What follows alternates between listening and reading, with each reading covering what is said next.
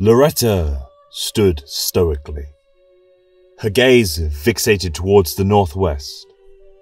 It was the promised land. The divine had instructed her to head towards, to settle, and build a shrine dedicated to his holy presence upon Icilion. The sun had begun to rise. Upon the horizon, did she see the calm waters of the ocean and the golden celestial rays shining down like a beacon towards these lands. She had purpose. She no longer felt empty inside. For our sacred lady had been reborn as a saint. Her attention was drawn towards the slaves she had freed from captivity. Men, women, and even some children. Many were the same age as her, but none shared her radiance. To them, she was a goddess, bathed in holy light, her eyes as pure as snow, her smile warm and inviting, and her skin fair and pure. One by one, they began to kneel before her in reverence. Many cried and wept, whilst others rejoiced in knowledge that there was a being, a deity, that looked out for those who were wronged. Lauretta was the divine incarnate, his avatar, his presence upon our blessed world. A child, a young girl, stepped gently towards Lauretta. In her eyes, Lauretta was the most gorgeous thing she had ever seen.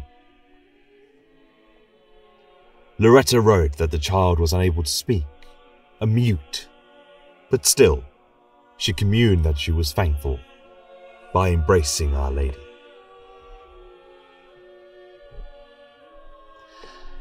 Lauretta, as any good saint would, returned the embrace, holding this young child close for a moment. The divine has purpose for us all. You as well, dear child. Lauretta spoke gently, releasing the child shortly after. The child coughed and grabbed at her lips as she muttered her first words. A simple thank you, a blessing from our Lord. Our saint rose to her feet once again, standing above the knelt crowds, and she spoke to them. Rise, for you are free. Rise, as together we shall undergo a perilous journey through treacherous lands to reach a promised land, where together the divine shall bathe us all in luscious holy light. We have purpose. We are not to be slave to depraved sinners. Follow, and I shall be your beacon in the dark. Lauretta's voice matched that of the divine.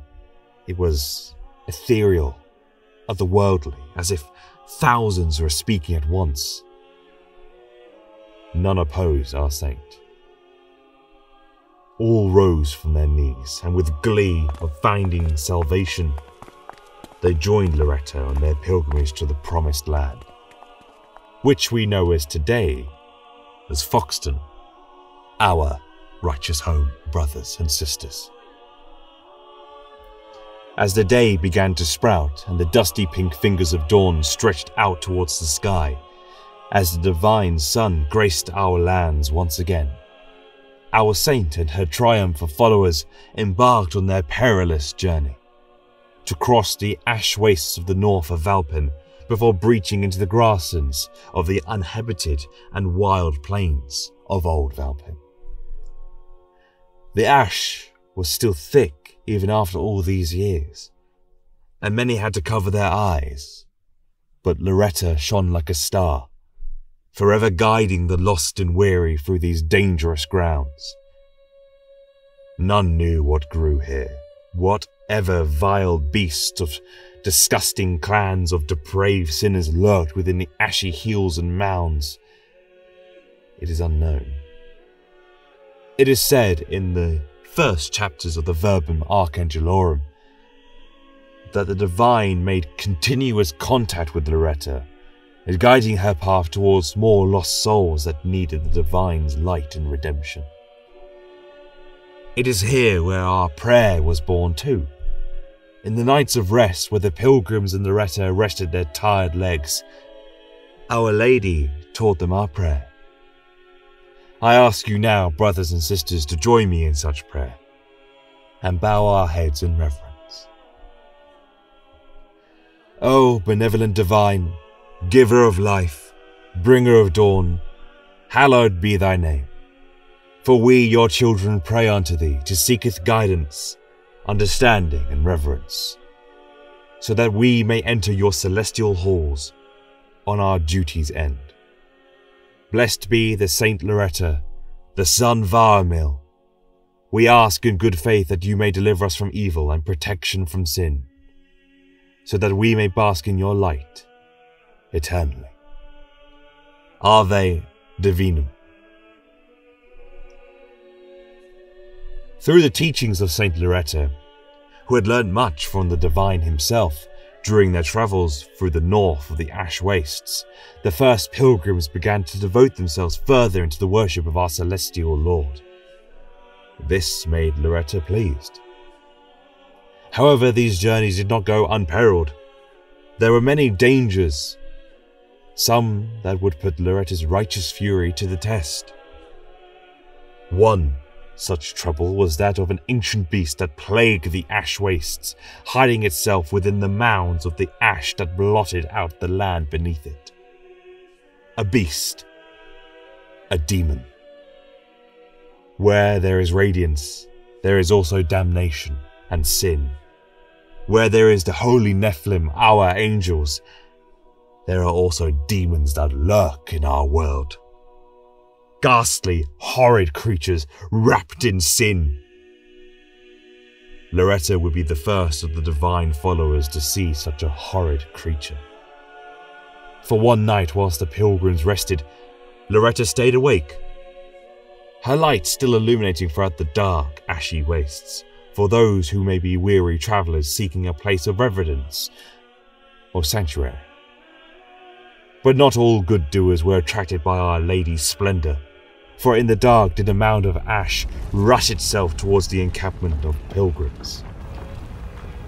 Bursting out from the harsh ground, coating the camp in decayed dust, did a demon emerge forth. What kind of monster would attack innocents? Demons. None are to be trusted. They are the forefathers of the Arid Empire too, the Catonians, oh yes, our rival. But I digress. This demon of ash burst forth. In Lauretta's own words, she described it. Its skin was grey as stone.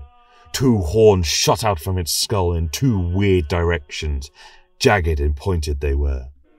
Its face bared no mouth nor nose, just 2 blazing orange eyes filled with rage. Its breath was heavy, panting almost akin to a predator cornering its prey. Its lower half wrapped in the midnight black garb that was ruined and cut and shaggy. Its feet like that of a dragon, taloned and sharp. Across its body ran a series of dark chains, wrapping it, as if it had escaped a prison.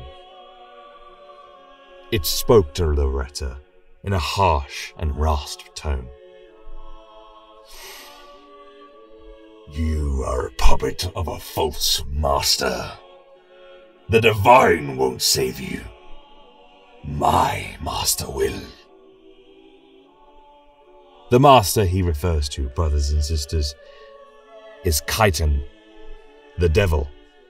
All demons are his spawn, his anger incarnate, his bloody desire to spread sin against the will of the divine. Therefore, brothers and sisters, we are all to fear demons. Lauretta did not respond. She only drew her blade.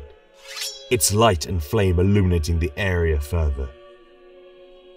The ash demon laughed and unsheathed from its devilish magic 2 large axes. So be it, the demon responded. But he did not strike against Lauretta first. He instead swung his axe into one of the several pilgrims, gutting him and splitting him in twain. The other axe swung madly. The pilgrims were panicked. They scrambled their way towards Lauretta's light. Lauretta rushed forth, using her newly given agility to speed and dart forth, clashing her golden steel with that of the hellish axes of the demon. The monster towered over her, but Lauretta equaled this monster in strength. Clashing further, Our Lady continuously outmaneuvered these oncoming attacks, all the while the ash demon laughed at our saint. Lauretta grew tired of this creature's mockery, using her mighty strength to try and make this demon lose one of its abyssal weapons. However, as righteous as she was, the demon grabbed her blade, scalding its skin due to the radiance of the golden gladius. But still it laughed. Using its free hand, it swung up towards Lauretta, propelling her far back, giving her a harsh cut upon her left cheek. Divine blood ran down her face as she pressed her palm to the wound. But there was no time to panic, no time to worry. She was no longer the terrified young woman she once was. She sprung to her feet, her blade being trampled on by the ash demon. As it kicked the holy gladius away, Lauretta, armed with nothing but her fists and magical might, felt a new surge of power as the divine spoke to her again. I give to you magic of my domain, my saint. You are to be my first paladin and the first tutor of such wondrous gifts. If you are to ever find yourself without a blade, the magic I bestow shall protect you always, my saint. The ash demon made its slow approach, using its dreadful axes to cut more of the fleeing pilgrims down. Lauretta became enraged by this.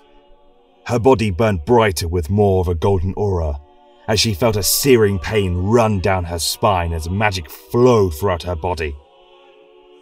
She gasped, and she could not help but look towards the ashy night sky, her eyes illuminated and covered by golden light, and her veins being filled by the very same energy.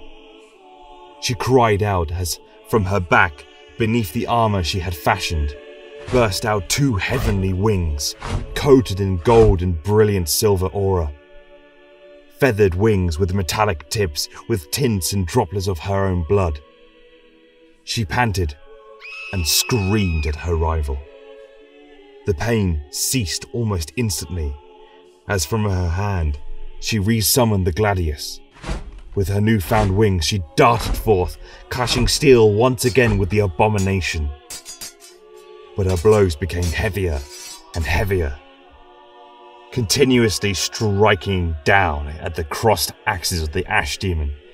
She kept on smashing her blade against the hilts of the axes, bringing the ash demon down to one knee, as the fury of the saint burned brighter than any star.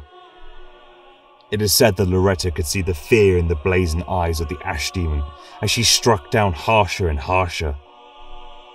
However, the demon of ash dissolved itself into the ground it was forged from, causing our saint to stumble slightly as the demon reappeared behind her, attempting to unfurl hateful pain upon our saint. Our saint spun on the spot, catching the axes with her blade, causing one of the demon's axes to be thrown off in a wild direction. Lauretta cleft off the right arm of the demon before she flew upwards and propelled herself straight back down again to pierce the heart of this demon. Using her feet to push him down as she came down like a comet, the gladius plunged itself deep throughout the demon, burning this creature from the inside out. Lauretta panted as the demon dissolved before her very eyes. She fell to one knee, clutching again her left cheek, as blood trickled down towards the ashy ground. She panted, and soon she collapsed, as her own wings wrapped around her.